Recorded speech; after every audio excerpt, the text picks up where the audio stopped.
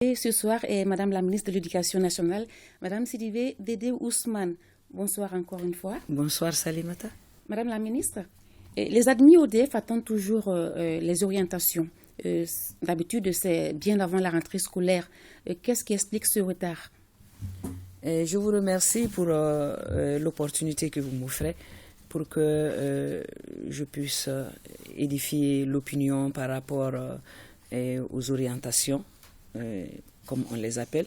Il s'agit principalement de l'orientation des élèves admis au diplôme des études fondamentales pour la session de juin 2022. Alors, vous savez, pour les orientations, nous avons un chronogramme bien déterminé. Ce chronogramme qui est étalé sur 2 étapes. D'abord, il y a le processus des tenues des comités régionaux qu'on appelle CRO dans les académies et la tenue du comité national qu'on appelle CNO. Et suite à ces missions de contrôle, le chronogramme même en son sein fixe des délais et des dates bien déterminés. Et pour les orientations, Salimata, le délai fixé au niveau de ce programme est le 20 octobre 2022. Donc pour vous dire qu'il faut relativiser par rapport au retard, et certes il y a eu du retard, mais du retard dû à certaines difficultés rencontrées. Et il faut aussi signaler que le programme des classes de 10e, parce que les enfants ils quittent le fondamental pour aller au secondaire général, le programme des 10e il est assez allégé. Il est étalé sur 6 mois.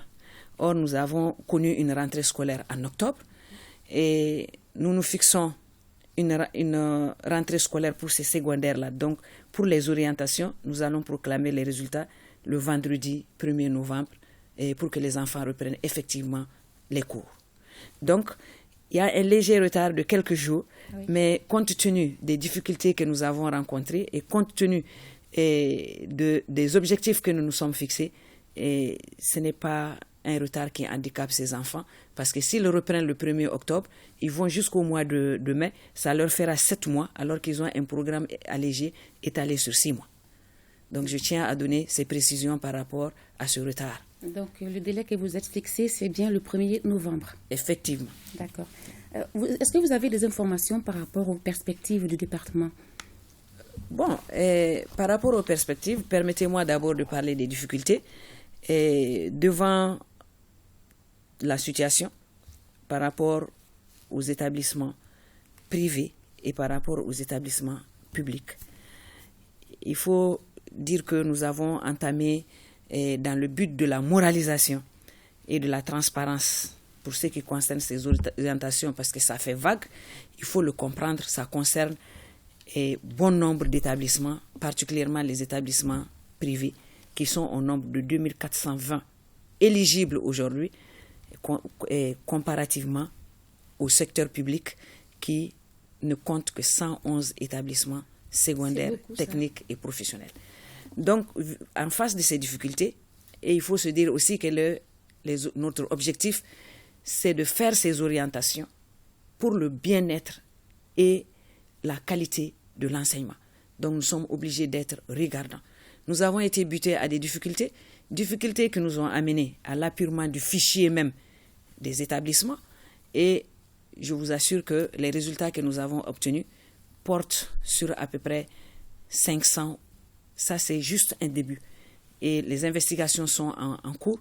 Parmi ces 500, il y a 253 établissements qui ne fonctionnent plus, qu'il faut sortir suite à l'appurement, et plus de 200 établissements secondaires privés qui disposent de faux documents. Donc, l'appurement nous a amené à prendre des dispositions pratiques pour retirer tous ces établissements et pouvoir redéployer les élèves qui sont dans les établissements qui ne fonctionnent pas du tout. D'accord.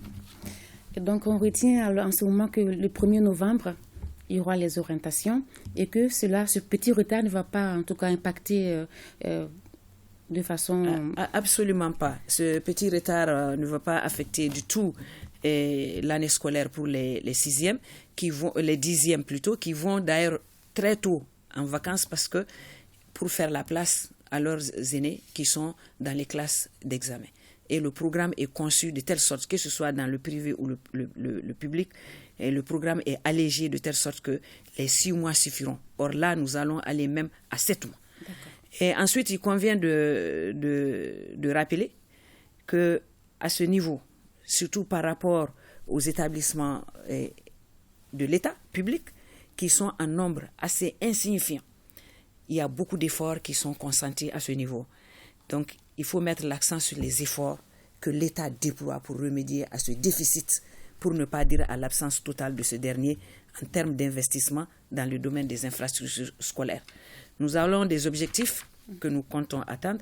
C'est le lieu d'ailleurs de remercier les hautes autorités de la transition, particulièrement le président de la transition, chef de l'État, qui en a fait une priorité et a instruit d'ailleurs au ministre des Finances, lors de l'Assemblée générale du Fonds monétaire international et de la Banque mondiale, de chercher les ressources nécessaires pour pouvoir réaliser pas moins de 4000 salles de classe. Et dans ces 4000 salles de classe, il y a 200 établissements secondaires, généraux, techniques et professionnels qui sont programmés.